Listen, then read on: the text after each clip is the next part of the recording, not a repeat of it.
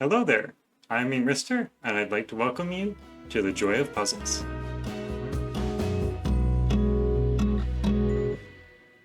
This is our third video in this series, and today we're going to be setting a 6x6 arrow Sudoku from scratch.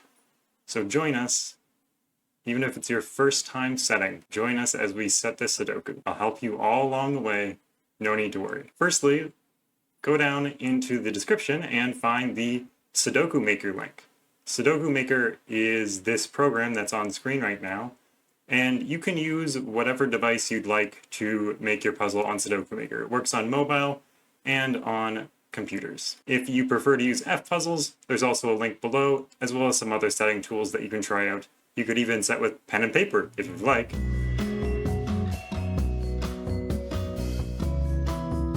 If your Sudoku shows a 9x9 right now, you'll have to come up here to New and then select 6x6 and press Create. So the rules to 6x6 Sudoku are to place the digits 1 through 6 in each row, column, and box without repeating any digits. The rules to arrow Sudoku are pretty simple. If we go over to our constraints and we type in arrow, and we just draw one in here for the sake of explanation, the circle is the sum of the digits on the arrow. It's that easy. Digits can repeat on arrows if allowed by other rules, and what we're going to do right now is you're going to come up to this little nameless Sudoku, and we're going to click on that and go into rules. You can fill in the author with your own name, and then we're going to write normal Sudoku rules apply. Digits on arrows sum to the attached circle. Digits may repeat on arrows if allowed by other rules. I'll put a copy paste of that description of the rules in the description of this video, so if you just want to copy and paste that, feel free to do so.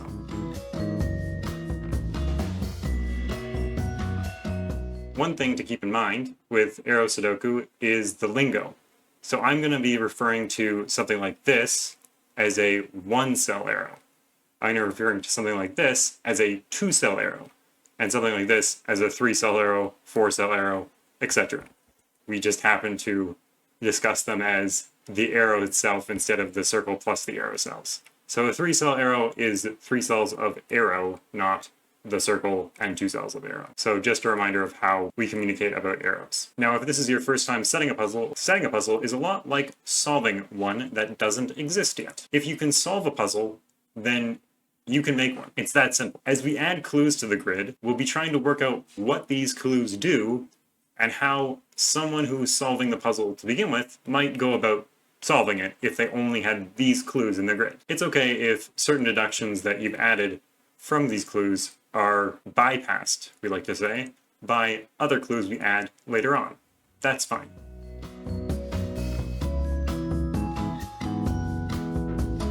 The first clue that I'd like you to add to your grid is a very prescribed clue, and we'll get less prescribed as we go along. So the first clue is a 3-cell arrow, which means that there are 3 parts on the arrow, 3 cells on the arrow and 1 circle. A 3-cell arrow where all of the arrow cells belong to the same row, same column, or the same box. Don't worry about the circle being in the same row, column, or box. Actually, it's kind of better if it isn't. Why don't you pause the video and work out your own 3-cell arrow where all the arrow cells are in the same row, column, or box. And now I'm going to show you an example. So we're going to draw our little arrow like this, and you might have already realized that the minimum of 3 digits in any Sudoku, except for a 1x1 Sudoku, I suppose, is 1, 2, and 3. And 1, 2, and 3 sum to 6. And 6 is the biggest digit that we have in a 6x6 Sudoku. Therefore, this arrow must be 6 because these all have to be different. No matter what your situation is, if all the arrow cells are in the same row, column, or box, they need to be 1, 2, and 3, and the arrow must sum to 6. I'll give you a second to pause the video and work out what other pencil marks you can get into your grid while I discuss a little bit about how we pencil mark things.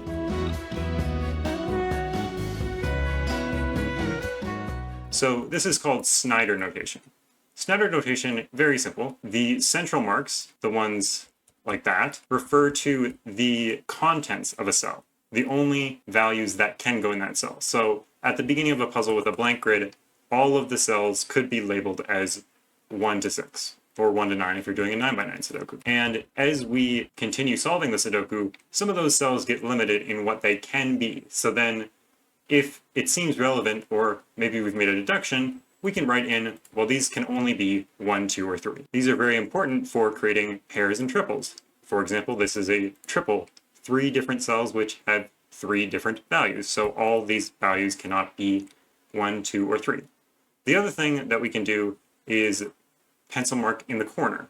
So for example, this 6 must go in these 3 cells in this box, but it can't go in these 2 cells. So we can remove the corner mark 6 and place it there. Typically in Sudoku, we're only corner marking within boxes, but some people like to corner mark within rows or columns, but generally a corner mark is referring to where a digit can go in a certain area, either row, column, or box, but typically a box. So that's how we use Snyder notation. And Snyder notation is actually very important for using computer solvers. So we'll get to that in a second, but if you don't use Snyder notation, then you might have an issue with a computer solver.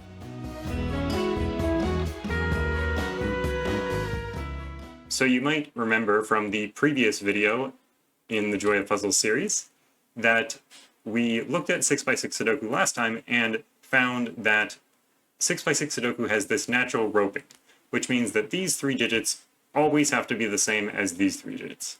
It sort of copies the rows, if you will. So this 6 being placed here is sort of an example of utilizing roping in our puzzle. If your 3-cell arrow is a little bit different, it might not utilize roping, but what I want you to do next, if you're up for it, is add a 2-cell arrow that utilizes the inherent roping of the rows in one of these boxes.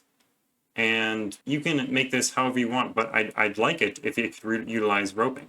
For example, if we added this, for example, then we would know that these 2 digits go up here, but they cannot be the 6. And because of roping, we know that they're equal to that, which means that this digit is the sum of these 2 digits, which means it's 6 minus this digit. That can be a decent relationship between various cells in the grid. Another option would be something like this. If we had our arrow all the way down here, and we knew that it was 6 equals 1 plus 2 plus 3, then this digit would have to go in one of those 3 cells, but it couldn't go in one of those 2 cells because if it was a 3, the 1, 2 would rule out too many options for these 2 cells. So we would know that this digit has to go there. Now, recall from the previous video that we talked about geometric deductions, and we can describe things like this relationship between these 2 cells as coloring. So this one could be 4, 5, or 6. We don't know, but we know that whatever the value is, it is red. Coming back to our other puzzle, I'll give you a moment to find your own 2-cell arrow that utilizes roping, and then I'll give you an example of one that I came up with.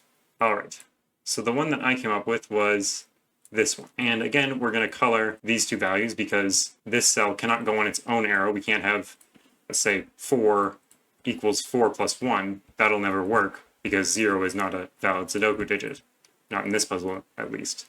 The minimum of 2 cells in any Sudoku is 1 and 2. These 2 cells sum to at least 3, so these are confined to being 3, 4, or 5. Oh, Clark's trying to get involved.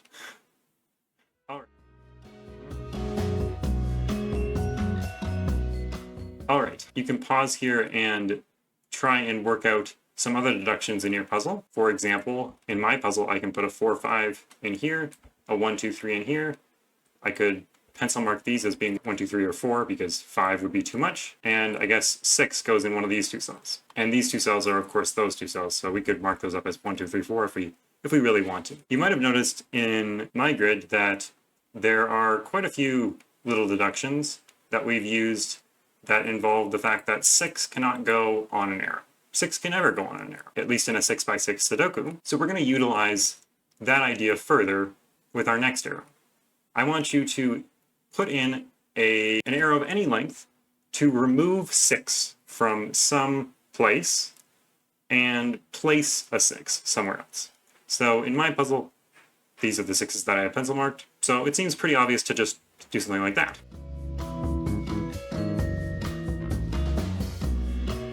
Now, it's possible that you made your puzzle impossible at this point. The best way to check if something is impossible in a Sudoku setting platform is to use solvers. So I want you to go up here and look at this light bulb, and in mobile, it's under the tools section. You're going to go up and click on this light bulb, and then it will say this puzzle has a solution.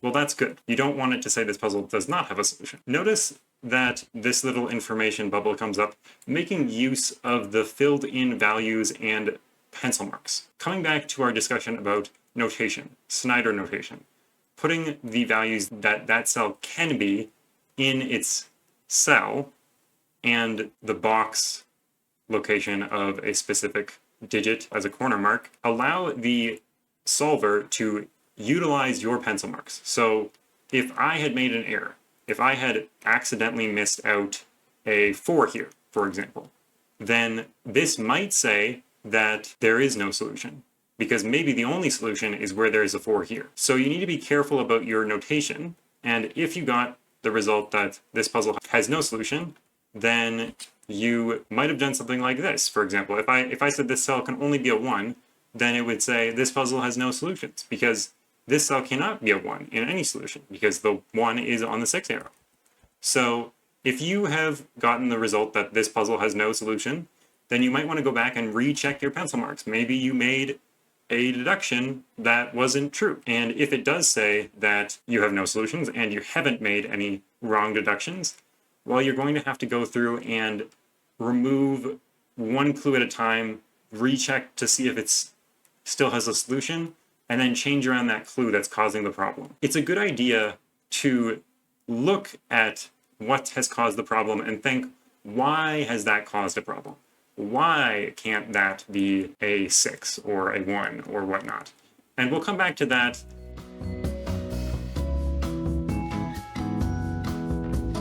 You can go ahead and pause the video and work out what your clues have done to your puzzle and choose an arrow that places some 6s by removing 6s from other places. So these two 6s allow us to place a 6 down here. This is a virtual 4-5 pair because there's going to be a 4-5 in one of these two cells, and there is a 4-5 over here. Another way of thinking about that is there can only be 1, 1, 2 in here, because if this was just 1 and 2, then that would sum to 3, not 6. So there's only one of 1 and 2 in here. The only other 1, 2 in this column could possibly go there. So then we have a naked 3 in the column. This 3 puts a 3 there because that's the same digit as that. We can remove our coloring. It's always a good idea to remove the coloring once you've already figured out something about that digit and you don't need the coloring anymore. We can put the 1, 2 in here, the 4, 5 in here, that places 1 and 2 over here and removes a 4 or 5 from there. We should always double check that we still have a solution, because it's still a good idea to do that once you've thought you've made some good deductions, because maybe you've messed something up in your deductions. I really want you to squeeze this puzzle. Squeeze it, all of its logic juices dripping out, and I really want you to use that proper notation so that we can utilize those powerful computer solvers to make sure that we're not causing our puzzle to have no solution.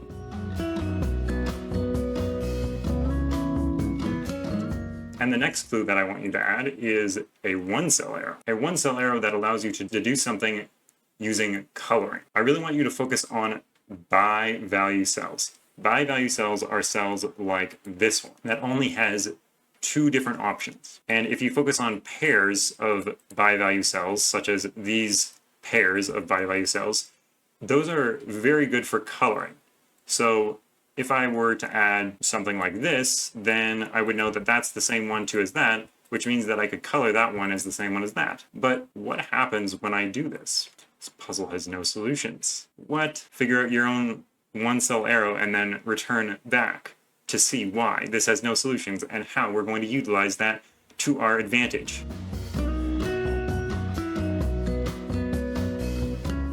All right, returning back, we can see that if these two were the same digit, this one would be a different digit. Where does the green digit go in this column? Well, it must go at the top. But that means that this is not a green digit either, which means it is red.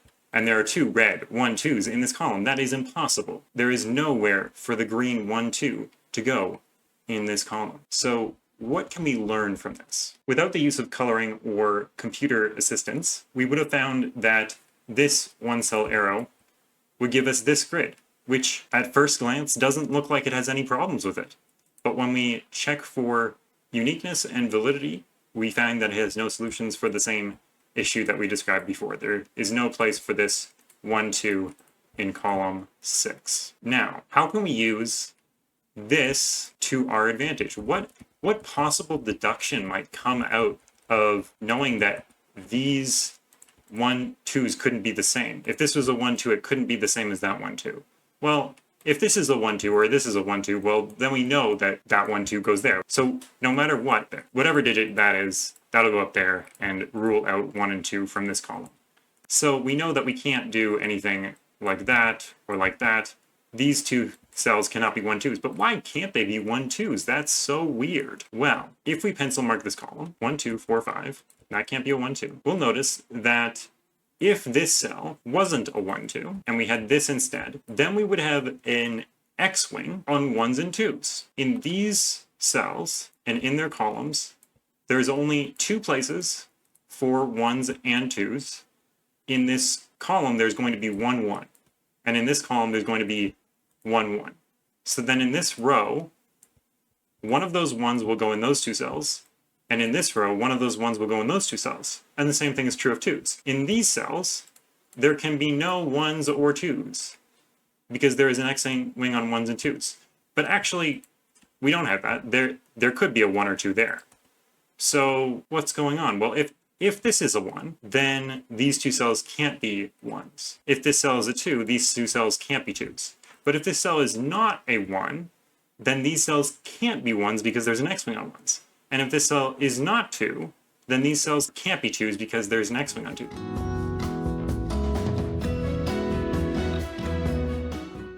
This is what's called a finned X-wing. It's a very advanced classic Sudoku technique that I probably wouldn't have found in this grid if I wasn't just playing around with this little arrow. Now, you might be thinking, that is ridiculous. We would never put that into this puzzle, right? Right? We would never want the solver to find that. That sounds ridiculous. Well, maybe you would. Maybe you're some kind of sadist, and you want someone to find this finned swordfish on 1s and 2s that force these 2 cells to not be 1s or 2s. But we don't have to do that. We can utilize our setter knowledge of what is impossible in this puzzle to set up clues so that that thing happens. For example, if we add this clue, making that this is a 4 or 5, then we're not going for that X-wing on 1s and 2s, but we do know that this cell will be a 1 or 2, and it will be different from that cell because of everything that we've done previously. So these 2 cells could never be 1s or 2s, but we don't actually need the solver to ever find that, because by putting this in and following the logic through, we actually get, this is a 3, there's a 3 in one of these 2, and if we color this 4, 5 blue, let's say, and we can notice this 4, 5 blue looks in here and places a 4, 5 blue here, and then where does the last 1, 2 go? Right there. So these cells can't be 1 or 2. And we didn't need to use a finned swordfish. We didn't even need to use coloring on the 1s and 2s to find that. We did need to use coloring on the 4s and 5s, but it's pretty simple coloring. So just knowing the fact that these can't be 1s or 2s, we can use to our advantage to not place clues that would lean towards them being 1s or 2s. Instead, we want to lean a little bit away from that idea, but not too much away that the solver would need to find that this can't be 1s or 2s.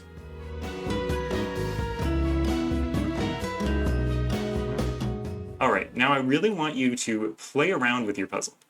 Feel free to change things you've already put in the grid, or add givens, or change up the arrows. I want you to add as many arrows as you feel like. I really want you to make this puzzle your own. By the end, you may have solved the puzzle from start to finish several times over. But I hope you feel really proud of what you've accomplished, regardless of whether you finish the puzzle or don't finish the puzzle. Whatever you've done so far is amazing. And I think that you should share what you've done so far, even if it's not finished. So you might have noticed in the previous video that posting comments with your link didn't work. YouTube destroys them. This is very sad for me because I'd love to see your puzzles. If you can join our Discord server that has the link in the description and then post your puzzle there, then I'll add your puzzle with the link to a pinned comment. And you can play along with other people's puzzles that they've set with the same idea in the pinned comment below. Making a puzzle is a special feeling of joy and pride that we get to feel every single day as setters and crafters of these wonderful puzzles. I hope this brought you a little bit of joy, and I hope that you want to follow the channel. So feel free to hit that subscribe button to get notifications and updates on everything that we're doing on this channel. Thank you very much, and have a wonderful day.